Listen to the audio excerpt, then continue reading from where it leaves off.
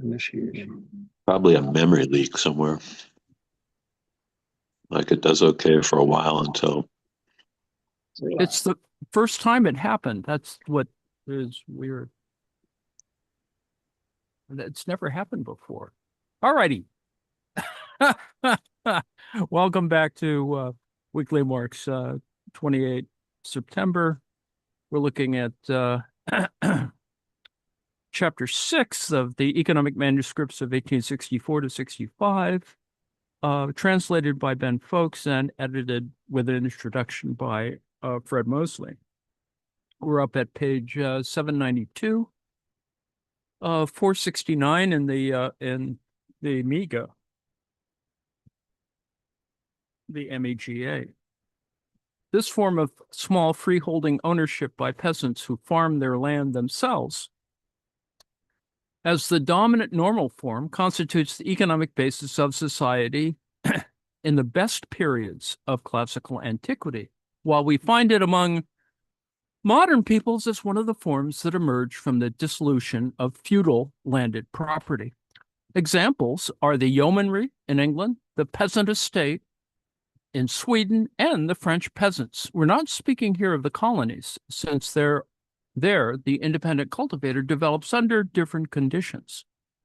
The free ownership of the peasant who farms his land himself is evidently the only normal form of landed property for small-scale cultivation, i.e., for a mode of production in which possession of the land is a condition for the worker's ownership over the product of his own labor, and in which, whether he is free or a dependent proprietor, the cultivator always has to produce his means of subsistence himself, independently, as an isolated worker with his family. Ownership of land is just as necessary for the complete development of this activity as is ownership of the instrument of labor for the free development of the handicraftsman's trade. It forms here the basis for the development of personal independence. It is a necessary transition point in the development of agriculture itself. The causes of its decline show its limitations.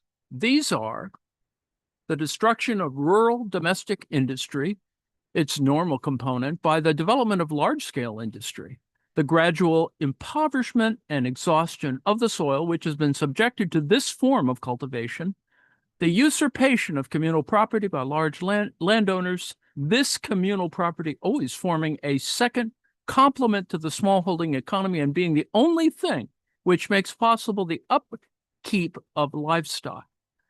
The competition of large-scale agriculture, whether in the form of plantations or the capitalist form. Improvements in agriculture also contribute to this by leading to a fall in the prices of agricultural products, while also requiring greater expenditures and more abundant objective conditions of production, as in England in the first half of the 18th century. The agricultural smallholding, by its very nature, rules out the development of the productive powers of social labor, the social concentration of capitals, stock raising on a large scale, or the progressive application of science. Usury and the tax system must always impoverish it. The outlay of capital in the price of land withdraws this capital from agriculture. It's sort of describing a hobby farm. Anyway, incessant fragmentation of means of production and isolation of the producers themselves. Tremendous wastage of human labor. The progressive deterioration of the conditions of production and the increase in price of the means of production is a necessary law of small-scale landowning. The disastrous effects of good seasons for this mode of production. Footnote 73. One particular evil of small-scale agriculture, where this is combined with the free ownership of land, arises from the way the cultivator lays out capital in purchasing the land. The same applies to the transitional form in which the owner of a large estate lays out capital first to buy land and then again to cultivate it himself as his own farmer. Given the mobile character land acquires as a mere commodity, changes in possession multiply. Footnote 74. So that With each new generation and each division of an inheritance, the land forms a new capital investment, i.e., from the peasant's standpoint, it is land that he has bought, or it becomes such. The price of land here forms a predominant element of the individual overhead cost of production, or the cost price of the product for the individual producer. The price of land is nothing but rent, capitalized and thus anticipated. If agriculture is pursued on a capitalist basis so that the landowner simply receives the annual rent and the farmer pays nothing for the land besides this, it is obvious that the capital which the landowner himself invests in purchasing land, though for him it is an interest-bearing capital investment, has nothing at all to do with the capital invested in agriculture itself. It forms part neither of the fixed capital, that is investment capital, functioning here, nor of the circulating capital, enterprise capital, footnote 75. It procures a title for the purchaser to receive the annual rent, but it has absolutely nothing to do with the production of that rent. The buyer of the land simply hands the capital over to the person selling it, and the seller thereby renounces his property in the land. Thus, this capital no longer exists as capital for the buyer. He no longer has it. It therefore does not form part of the capital he can invest in the land itself in any way at all, whether the landowner has bought the land dearly or cheap. And even if he got it all for nothing, by no means affects the capital that the farmer invests in agriculture and changes nothing in the rent. The only thing that changes is whether this rent appears to him as interest or not, or as a higher or lower interest. Take the case of the slave economy. For example, the price that is paid here for the slave is nothing but the capitalized surplus value or profit that is to be extracted from him. But the capital paid in purchasing the slave does not form part of the capital by which profit, surplus labor, is extracted from him. On the contrary, it is capital which the person who conducts his business with the slave has alienated. It is a deduction from the capital which he has at his disposal in actual production. It has ceased to exist for him, just as the capital invested in the purchase of land has ceased to exist for agriculture. The best proof of this is that it comes into renewed existence for him, the slave owner or the landowner, only when he sells the slave or the land again. But then the same relationship is set up for the buyer. The fact that he has bought the slave by no means enables him immediately to exploit him. He's only able to do this by putting further capital into the slave economy itself. The same capital does not exist twice over, that is, first in the hands of the seller of the land and then in the hands of its buyer. It passes from the buyer to the seller, and that's the end of it. The buyer now has no capital but a piece of land instead. The fact that the rent obtained from the initial or the actual investment of capital, the fact that the rent obtained from the actual investment of capital on this piece of land is now reckoned by the new landowner as interest on capital that is not invested on the land but is parted with it in order to obtain it, does not change the economic nature of the land factor in the slightest, any more than the fact that someone is paid a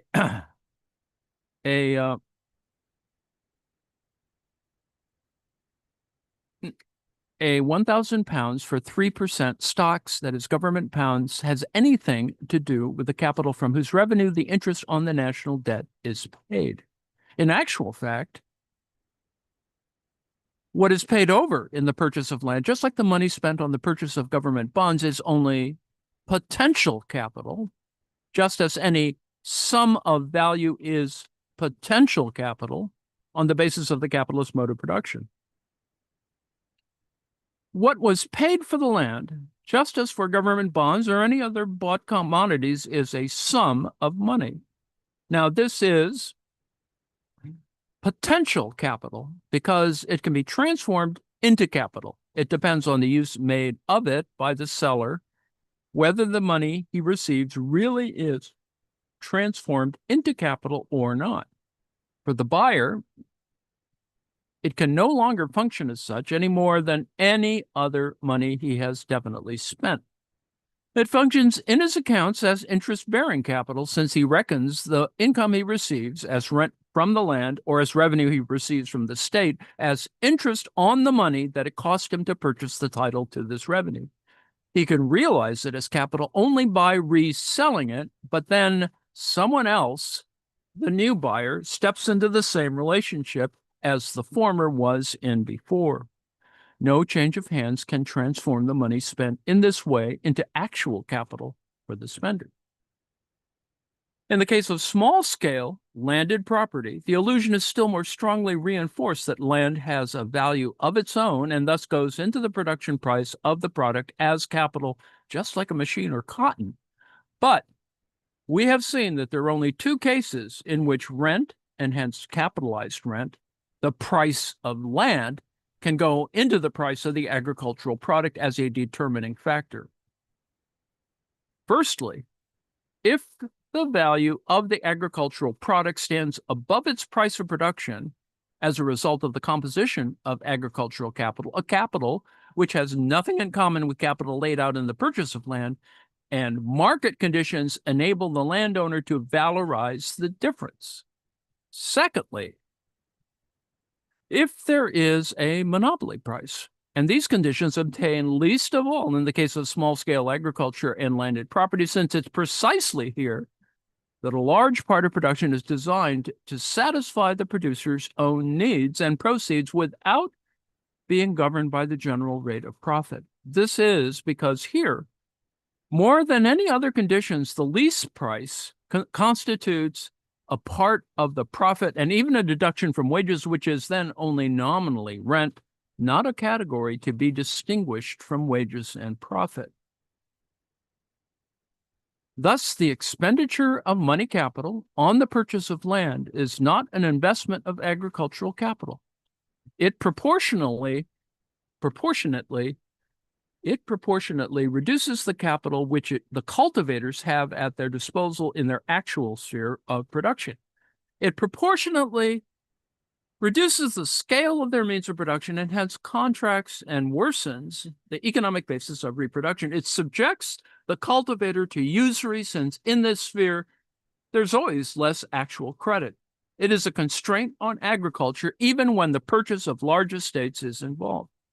It in fact contradicts the capitalist mode of production, for there, the indebtedness of the landowner, whether his estate is inherited or not, is on the whole immaterial. Whether he pockets the rent himself or has to pay it over a mortgage does not affect the cultivation of the property leased. We have seen that once the ground rent is given, the price of land is governed by the rate of interest.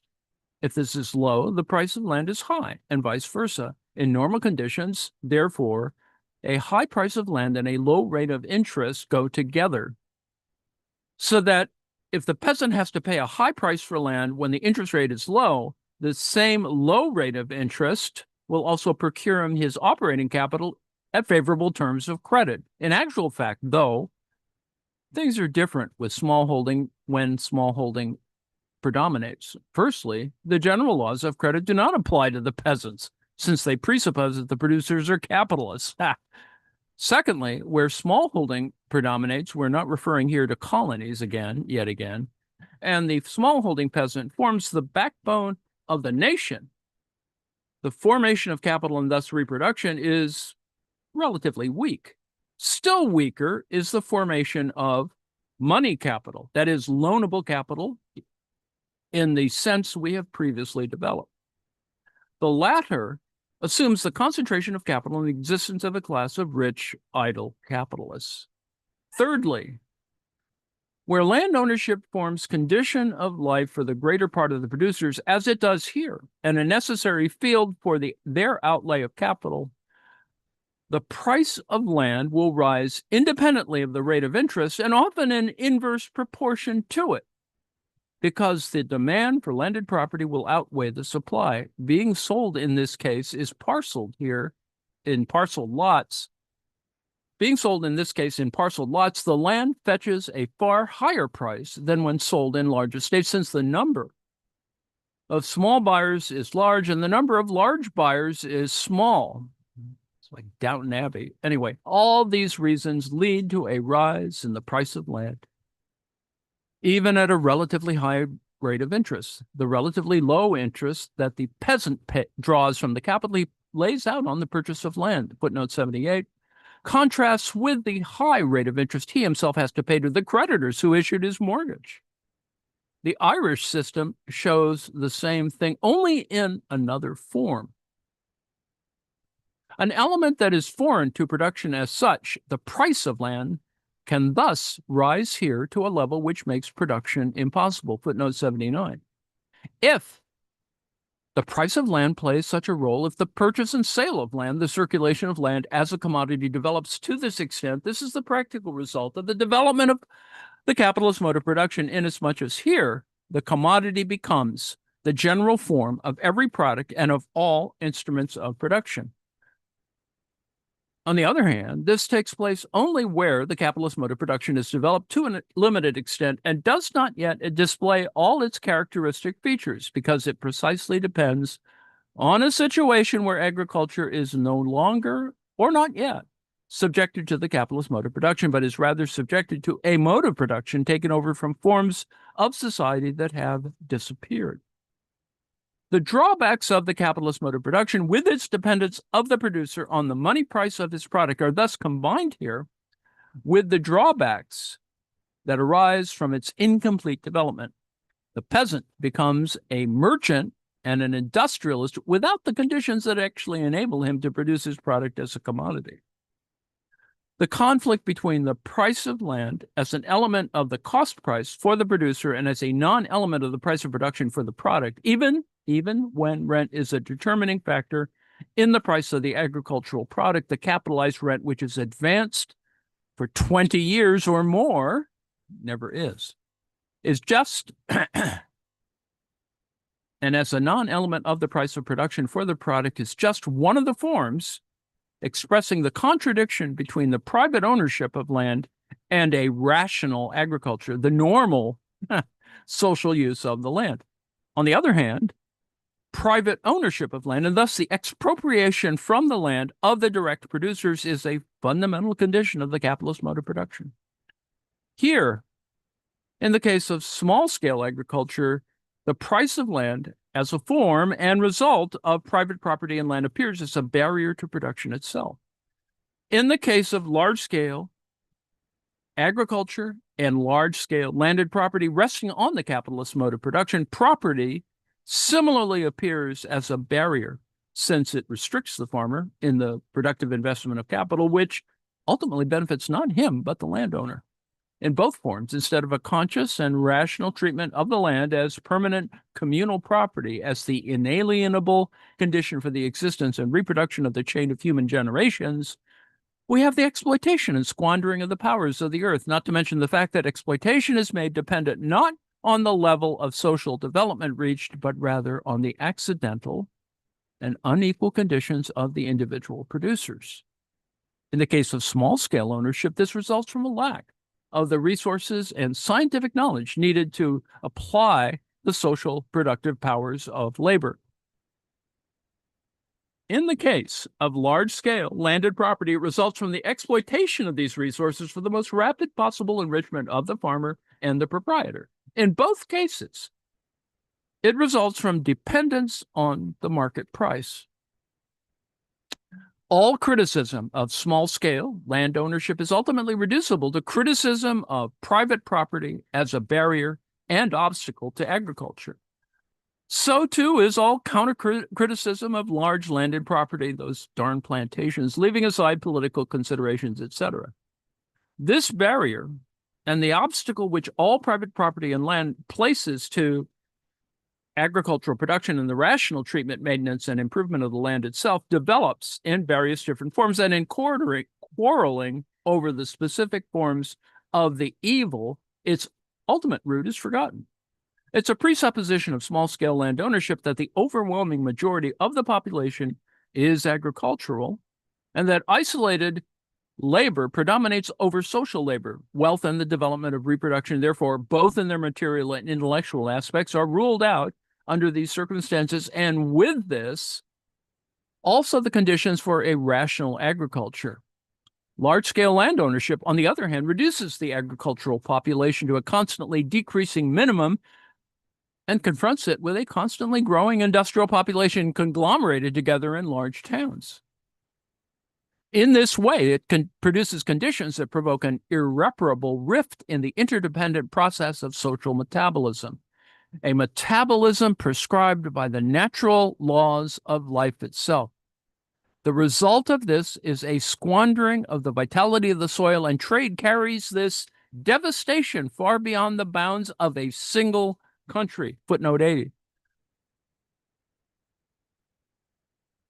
While small-scale land ownership creates a class of vandals standing half outside society, combining all the crudeness of primitive social forms with all the torments and misery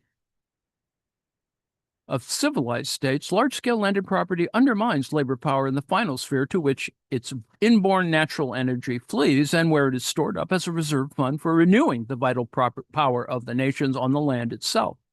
Large-scale industry and industrially pursued agriculture go hand in hand. If they are originally distinguished by the fact that the former lays waste and ruins labor power, and thus the natural power of man, whereas the latter does the same to the natural power of the soil, they link up in the later course of development, since the industrial system applied to agriculture also debilitates the workers there, while industry and trade, for their part, provide agriculture with the means of exhausting the soil. Finally, to page 474 in the manuscript, section B, differential rent, which should take up the rest, which is still a substantial amount.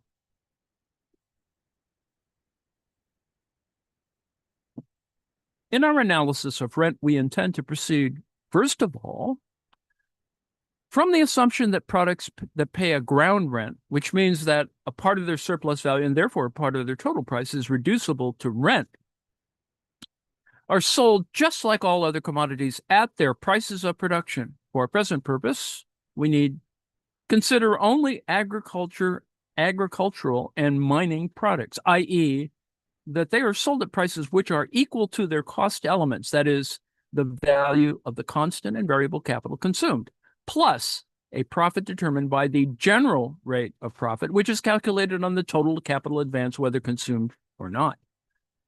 We assume that the average sale prices of these products are equal to their prices of production.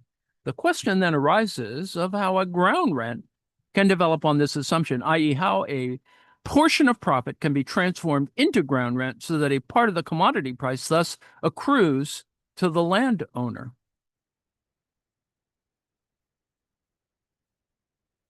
To demonstrate the general character of this form of ground rent, we assume that the factories in a country are powered predominantly by steam engines, but a certain minority rely on natural waterfalls instead.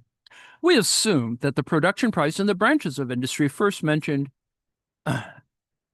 is 115 for a quantity of commodities for which a capital of 100 is consumed. We assume that the production price in the branches of industry first mentioned is 115 for a quantity of commodities for which a capital of 100 is consumed. The 15% profit is calculated not just on the consumed capital of 100, but on the total capital that is applied to the production of this commodity value. This production price, as we explained earlier, is determined not by the individual cost price of any one individual producer or manufacturer, but rather by the price that it costs on average to place a certain quantity of commodities on the market under the average conditions for capital in that whole sphere of production.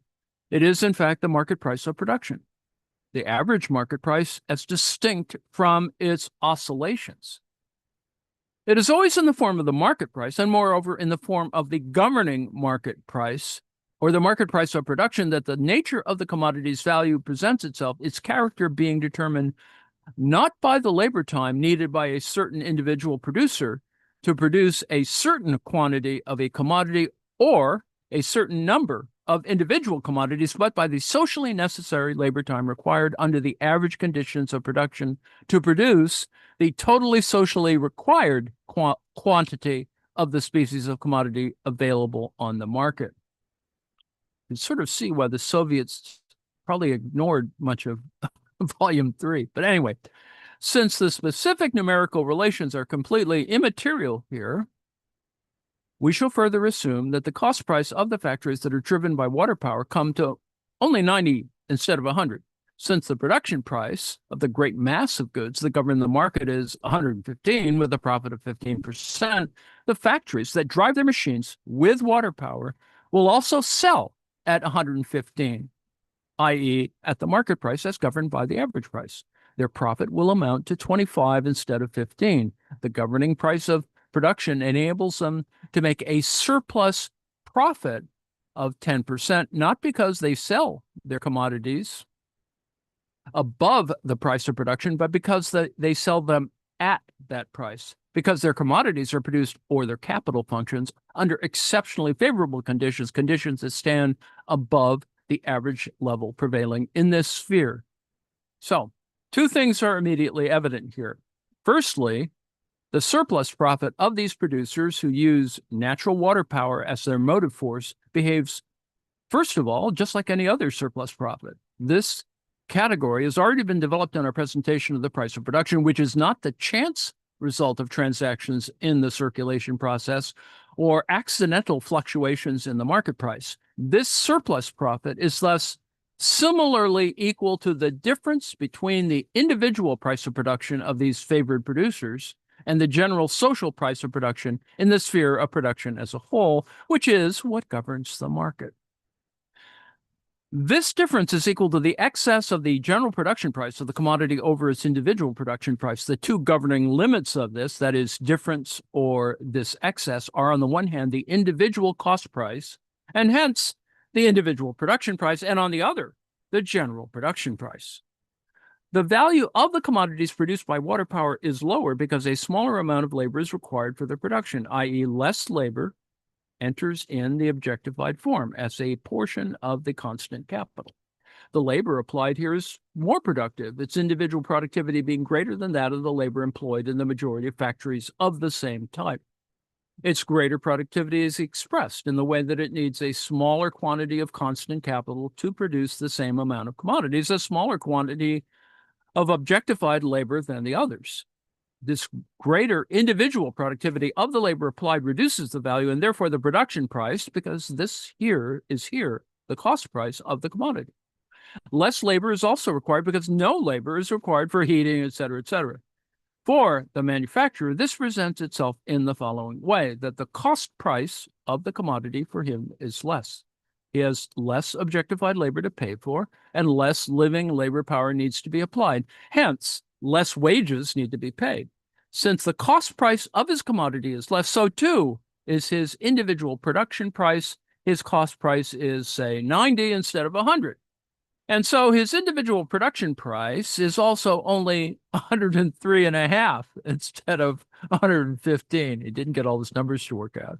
100 where 115 equals 90, operator 103.5, and 103.5 plus 10, which is the extra profit, which equals 113 plus 10/5 equals 115. The difference between his individual production price and the general one is determined by the difference between his individual cost price and the general one. Now, this is one of the magnitudes that sets limits to his surplus profit. The other is the general price of production, in which the general rate of profit is one of the governing factors. If coal becomes cheaper, the difference between his individual cost price and the general one declines, and so therefore does his surplus profit. Now, if he had to sell the commodity at its individual value or the production price determined by its individual value, the difference would disappear.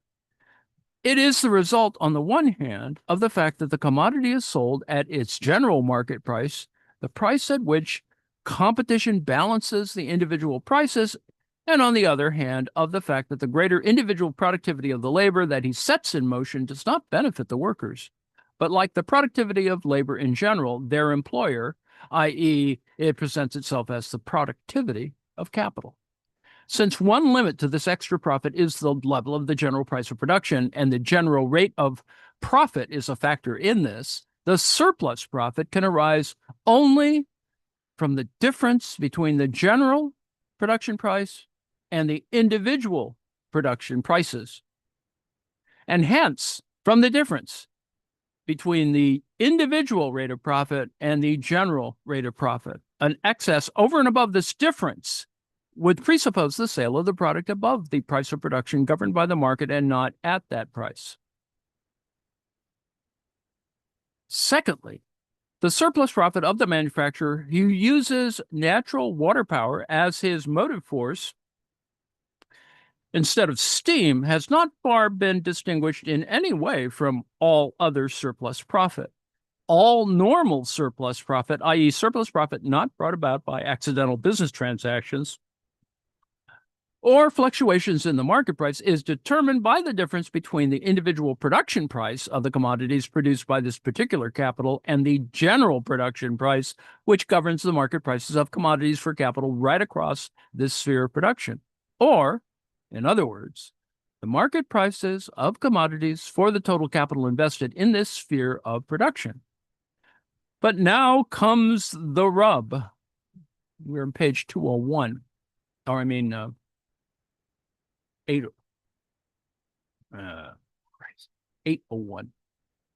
But now comes the rub. To what circumstances does the manufacturer in the present case owe his surplus profit, the difference between his individual rate of profit and the general rate of profit? In what circumstances does the manufacturer in the present case owe his surplus profit the excess yielded to him by the production price, which is governed by the general rate of profit? In the first instance, he owes it to a force of nature, the motive force of water power, which is provided by nature itself and is not itself the product of labor. Unlike the coal that transforms water into steam, which has value and must be paid an equivalent, i.e., it costs something, it is a natural agent of production and no labor has gone into creating it. But that is not all. The manufacturer who operates with the steam engine also applies natural forces which cost him nothing, but which make labor more productive, and in so far they cheapen the production for the means of subsistence these workers require, because increased surplus value and hence profit, which are therefore just as much monopolized by capital as are the natural social forces of labor, which arise from cooperation and so on. The manufacturer pays for the coal, but not for the ability of water to change its aggregate state and transform itself into steam, nor does he pay for the elasticity of the steam, etc. This monopolization of natural forces, i.e., of the heightening of labor power brought about by natural forces, is common to all capital that operates with steam engines. It may increase the part of the product of labor that is transformed into surplus value as against the part that is transformed into wages. Insofar as it does this, it increases the general rate of profit, but it does not create any surplus profit, for this consists precisely in the excess of individual profit over and above the average profit. If the application of a natural force does, in this case, create surplus profit, this cannot arise solely from the fact that the increased productivity of labor is due here to the use of a natural force. Further modifying factors must come into play, part of the rub. Conversely, the natural application of natural forces in industry may affect the level of the general rate of profit. Conversely, the simple application of natural forces in industry may affect the level of the general rate of profit through its impact on the amount of labor required to produce the means of subsistence. But it does not in and of itself create any divergence from the general rate of profit, and is precisely a divergence of this kind that we are dealing with now. Moreover, the surplus profit that an individual capital in a particular sphere of production might otherwise realize for divergences in the rate of profit between particular spheres of production are constantly balanced out. What the hell?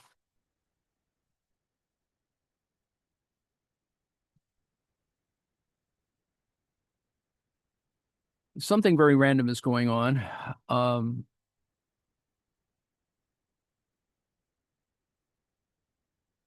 going to stop right now. We will continue this next weekend on Saturday. We're at about page 801, which is probably right, considering that we started on page 792. So it's going to be about 10 pages a session. And so we'll get to the end of this. We're going to get to the end of this in about 2 or 3 weeks. So, hang in there. Meanwhile, I'm going to hope that we have other means by which we can analyze or assess volume 3 of Capital, that is the economic manuscripts of 1864 to 65, to help us along here. So I will return us to turn off the